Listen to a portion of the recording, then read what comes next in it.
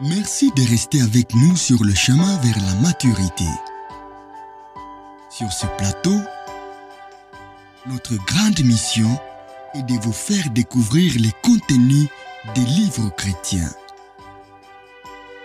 Ici, nous sommes convaincus qu'en écoutant et en lisant chaque jour la parole de Dieu, nous serons transformés en son image, grandir tel qu'il veut, être tel qu'il veut. Actuellement, nous sommes en train d'exploiter les contenus du livre Saint en Christ du révérend Andrew Murray. Ce contenu vous a été sélectionné par Dr Jonathan Batsu et évangéliste Léo Siahava. La lecture de Grâce Mouyissa.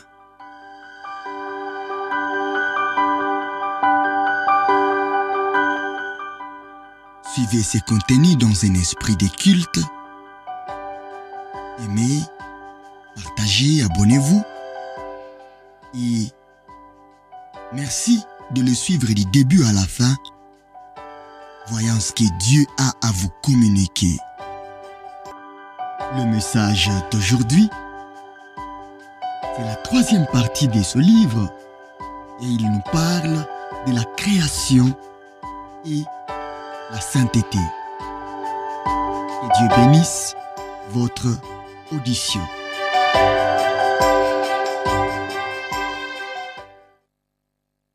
Lisons la parole de Dieu. Genèse chapitre 2, le verset 3e. Dieu bénit le 7e jour et il le sanctifia, parce qu'en ces jours, il se reposa de toute son œuvre qu'il avait créée en la faisant. Dans la Genèse, nous avons le livre des origines.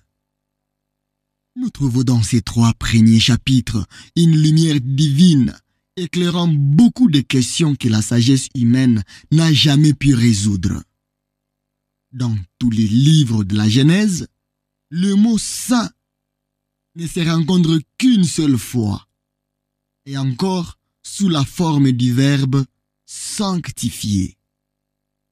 La signification complète de ces mots précieux, dont nous voulons sonder toute la richesse, et de la bénédiction inestimable dont nous voulons prendre possession. Sanctifié en Christ ressort de ce qui est écrit de l'acte merveilleux par lequel Dieu acheva l'œuvre de sa création et révéla de quelle manière admirable cette œuvre devait être continuée et rendue parfaite. Quand Dieu bénit le 7e jour et le sanctifia, il éleva ce jour au-dessus de tous les autres et les mit à part pour une œuvre et pour une révélation de sa personne excellente en gloire tout ce qui avait précédé. Dans cette simple expression, l'Écriture nous a révélé le caractère de Dieu comme celui du Saint qui sanctifie, puis du moyen qu'il emploie pour sanctifier, entrer et demeurer. Enfin, la puissance de bénédiction qui accompagne toujours l'acte par lequel Dieu sanctifie. 1. Dieu sanctifia le 7e jour. Le mot qui domina les 6 autres jours de la création des cieux et de la terre jusqu'à la création de l'homme fut « Dieu créa ». Tout à coup, un mot nouveau est introduit et en même temps une œuvre nouvelle de Dieu. Dieu sanctifie. Quelque chose de plus élevé que la création, quelque chose en vue de quoi la création doit exister, va être révélé maintenant. Le Dieu Tout-Puissant doit être connu maintenant comme le Dieu très saint. Et de même que l'œuvre de la création montre sa puissance sans que cette puissance soit même mentionnée. De même, en sanctifiant le 7e jour, Dieu se révèle comme le Saint. De même que la toute-puissance est le premier de ses attributs naturels, ainsi la sainteté est le premier de ses attributs moraux. Et de même que lui seul est créateur, de même lui seul est celui qui sanctifie. Sanctifier est son œuvre, aussi réellement et exclusivement que de créer. Heureux est l'enfant de Dieu qui croit vraiment et pleinement à ces choses. Dieu sanctifia le 7e jour. Ces mots peuvent nous enseigner quelle est la nature de l'œuvre que Dieu fait quand il sanctifie. La sanctification dans le jardin d'Éden ne peut être essentiellement différente de la sanctification dans la rédemption.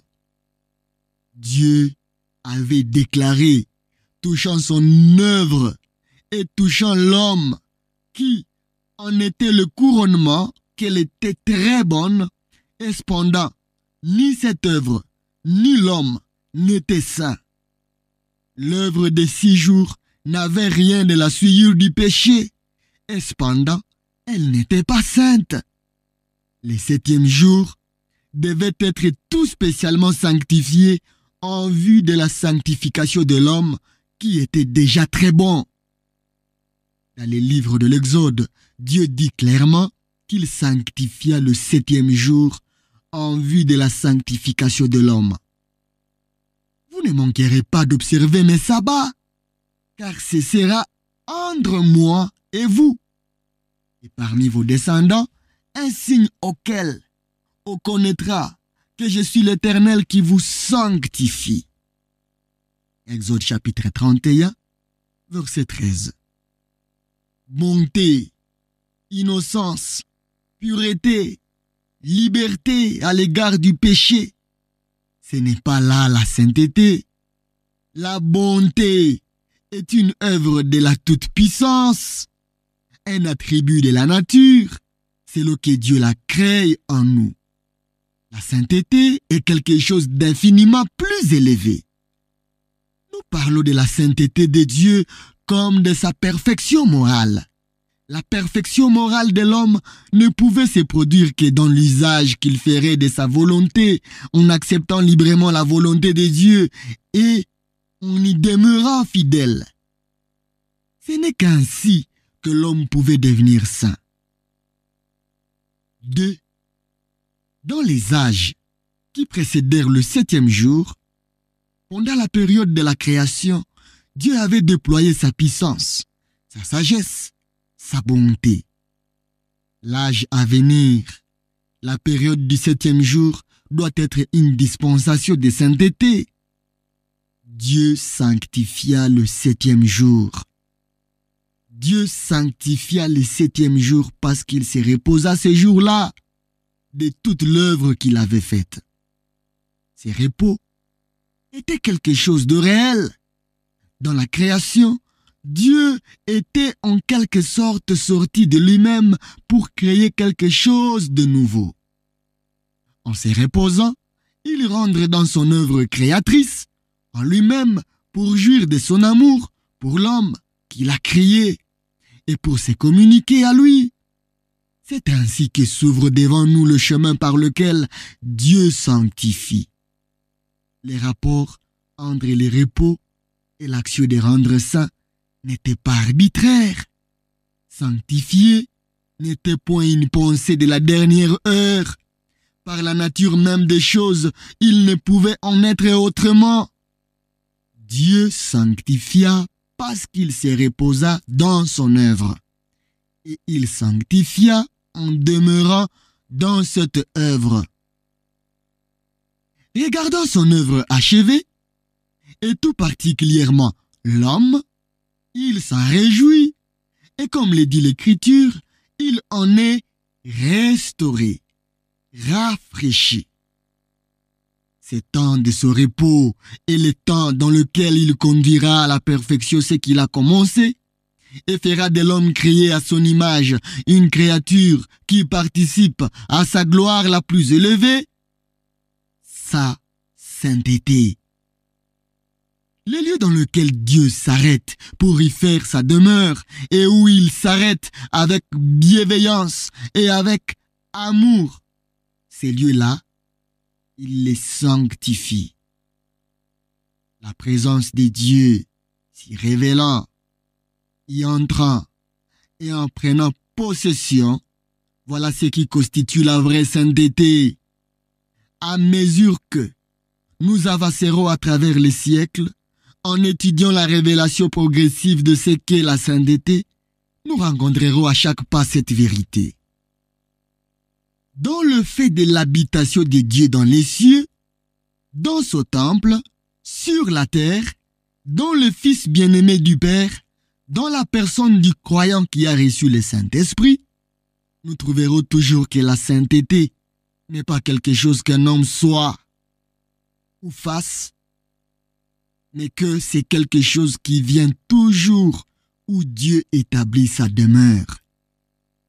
Dans toute l'étendue du terme, le lieu où Dieu entre pour s'y reposer, il les sanctifie. Et lorsque nous étudierons la révélation du Nouveau Testament pour y chercher le moyen de devenir saints, nous y trouverons à côté des leçons les plus élémentaires, les leçons les plus profondes. C'est lorsque nous entrons dans le repos de Dieu que nous sommes faits participants de sa sainteté. Pour nous qui avons cru, nous entrons dans le repos, car celui qui est entré dans le repos de Dieu se repose de ses œuvres comme Dieu s'est reposé des siennes. Hébreux chapitre 4, 3 à 10. C'est lorsque l'âme cesse de compter sur ses propres efforts qu'elle se repose en celui qui a tout accompli pour nous et qui accomplira tout jusqu'à la fin. C'est lorsque, dans le calme,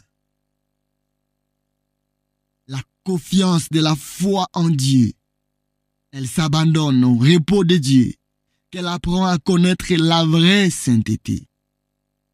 Quand l'âme entre dans le sabbat paisible d'une confiance parfaite en son Dieu, Dieu vient et sanctifie ses sabbats.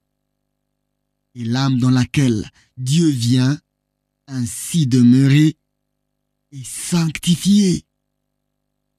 Que nous parlions de séjour ou de séjour en disant il l'a sanctifié ou de son peuple sanctifié en Christ, le secret de la sainteté est toujours le même. Il l'a sanctifié parce qu'il s'y est reposé. 3. Nous lisons de plus. Dieu bénit le 7e jour et le sanctifia. Ainsi que dans les premiers chapitres et dans toutes les pages de la Genèse, l'expression Dieu bénit a une haute signification. Croissez et multipliez. Voilà l'explication divine de cette parole quant à Adam, puis à Noé, puis à Abraham. La bénédiction de Dieu bénit Adam, Noé, Abraham, fut celle de la fécondité et de l'accroissement, la puissance de reproduction et de multiplication.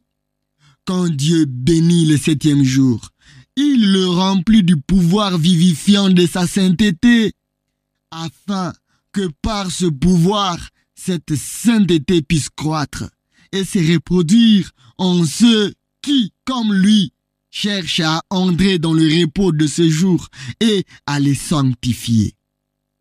Le 7e jour est encore celui dans lequel nous vivons actuellement. De chacun des jours de la création, il a été dit, ainsi il y eut un soir et il y eut un matin. Ce fut le 20e jour. Selon le comptage que Dieu fit Mais du septième jour, ceci n'a pas encore été dit, car nous vivons, oui, nous vivons dans ce septième jour, le jour même de Dieu, le jour de repos, de sainteté et de bénédiction, en y entrant d'une manière spéciale, en prenant possession comme des temps dans lesquels Dieu se réjouit de sa créature et en y manifestant la plénitude de son amour, en les sanctifiant. Il a fait de la dispensation dans laquelle nous vivons une dispensation de puissance et divine bénédiction. Et en même temps, Dieu nous a enseigné de quelle bénédiction il s'agissait. La sainteté. Voilà cette bénédiction. La communion avec Dieu dans ses saints repos. Voilà cette bénédiction. Et comme toutes les bénédictions en Christ n'ont qu'une seule et unique source, la sainteté de Dieu, de même, elles ont toutes un même but, nous rendre participants de cette sainteté. Dieu créa et bénit. Avec la création, la bénédiction. Dieu sanctifia et bénit. Avec les sabbats, la bénédiction de ce repos. La bénédiction de la création. Bonté, fécondité, domination doit être couronnée par la bénédiction du sabbat. Repos en Dieu, communion avec lui et sainteté. L'œuvre parfaite de la création fut gâtée par le péché et notre communion avec Dieu dans la bénédiction de ce saint repos fut par ce fer rétraché. L'œuvre parfaite de la rédemption nous a introduits dans un repos plus sûr et nous a ouvert une entrée assurée dans la sainteté de Dieu. Comme il se reposa dans le septième jour, ce saint jour, maintenant il se repose dans son saint Fils Jésus. En lui, nous pouvons maintenant entrer pleinement dans le repos de Dieu, sanctifiés en Christ. Reposons-nous en lui. Reposons-nous car nous voyons que comme il a merveilleusement achevé par sa main puissante son œuvre de création, de même il complétera et perfectionnera son œuvre de sanctification. Livrons-nous nous-mêmes à Dieu, en Christ, afin de nous reposer en celui en qui Dieu lui-même se repose, et afin aussi d'être rendu saint de sa sainteté et béni de ses bénédictions même de Dieu. Les dieux qui sanctifient. Voilà le nom qui est inscrit sur le trône du Dieu créateur. Au seuil de l'histoire de la race humaine brille cette parole de promesse et d'espérance toute divine. Dieu bénit et sanctifia le septième jour parce qu'il se reposa. Soyez saints, car je suis saint.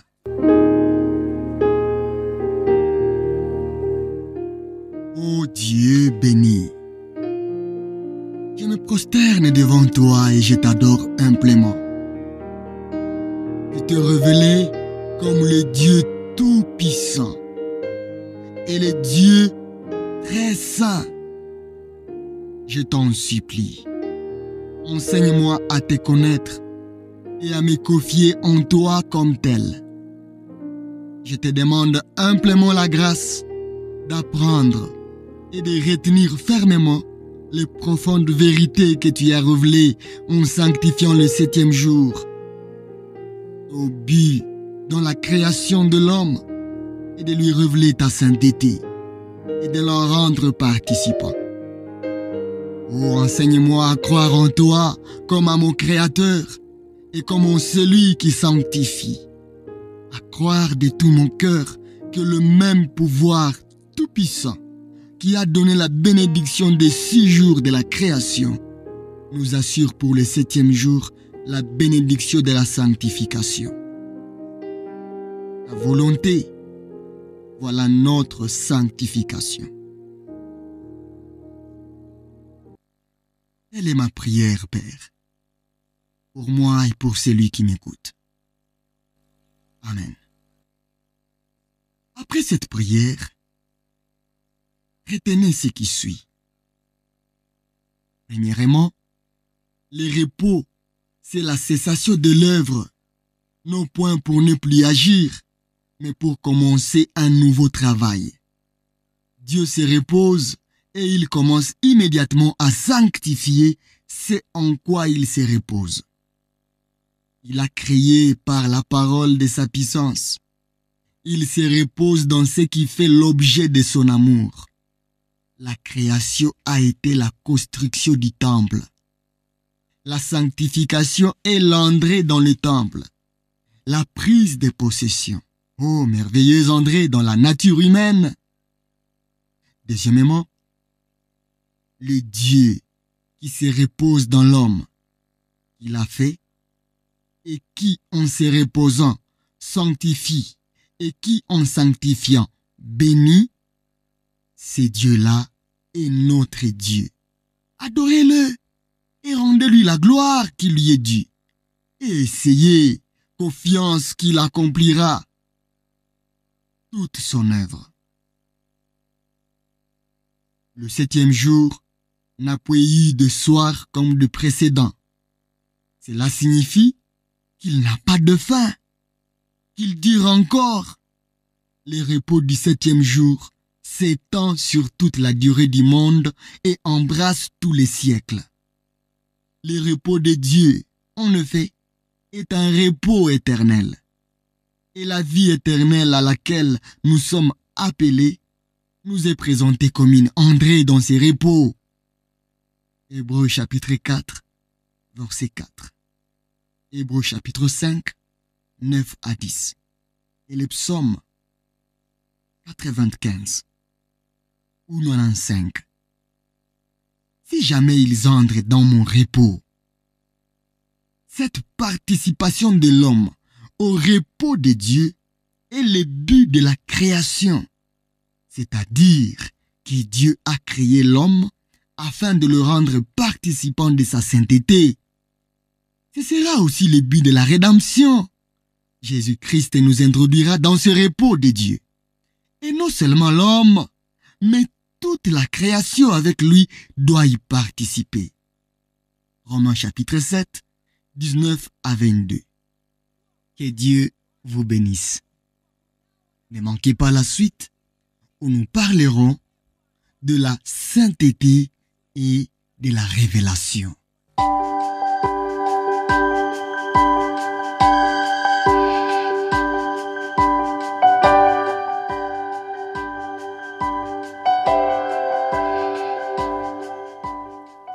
Merci d'avoir suivi cette capsule. C'est une capsule tirée du livre Saint en Christ, écrit par Andrew Murray. Ce livre nous enseigne à être saints comme Christ, à être saints à la récente place de notre Créateur. Nous espérons que le partage que vous avez suivi a été édifiant. Partagez-les aux autres afin qu'ils soient aussi édifiés et amenés à comprendre ce qu'est la sainteté, ce que Dieu attend de chacun d'entre nous.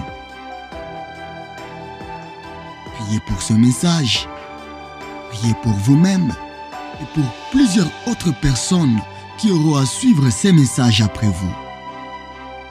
Priez aussi pour notre équipe, afin que Dieu nous fasse grâce de vivre ce que nous vous partageons et qu'il continue à nous soutenir afin que son œuvre ne s'arrête pas.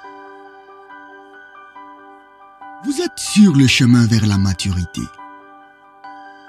Ce plateau a le but de vous amener à la maturité en Christ, en vous faisant découvrir les contenus des livres chrétiens, afin que vous soyez tel qu'il est, tel qu'il veut que nous tous soyons. Ici, nous sommes convaincus qu'en écoutant et en lisant chaque jour la parole de Dieu, nous serons transformés à son image, grandir tel qu'il veut, être tel qu'il veut. Merci de nous soutenir selon la conviction du Saint-Esprit. Grâce et shalom au Fils de Dieu.